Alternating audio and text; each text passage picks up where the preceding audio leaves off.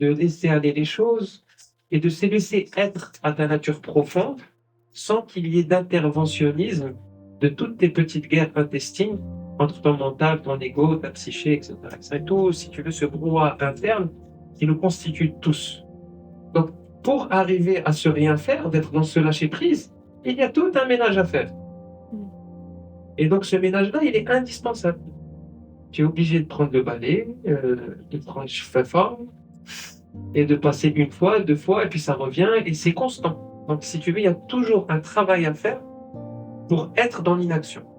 Et une fois qu'on arrive vraiment dans l'inaction, moi, j'appelle cela l'action parfaite. Parce qu'il n'y a plus de contradiction en nous, il n'y a plus de paradoxe, il n'y a plus de résistance, et on devient le canal parfait de la vie. Et là, c'est la vraie force. C'est la force tranquille, c'est la force qui coule. Une image qui nous parle, parce que je pense qu'on a tous vu des films d'arts martiaux quand on était plus petit. On voit ce grand maître, cette image qu'on a, grand maître d'art martial, c'est quand même le monsieur, il a beaucoup fait pour arriver à cet état de... Et puis il est dans le rien faire, la maîtrise totale, et il y a juste un geste, et tout est fait. C'est l'action parfaite. C'est ni bien, ni mal. C'est cette action parfaite parce qu'elle n'est pas aiguillée, elle n'est pas provoquée par un quelconque désir, une quelconque projection égotique, une quelconque attente.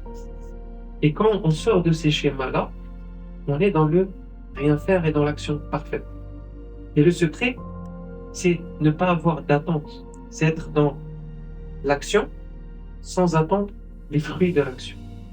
Et nous sommes conditionnés dans tout ce que nous faisons depuis notre enfance à toujours faire en l'attente de quelque chose en retour. On est conditionné à ça.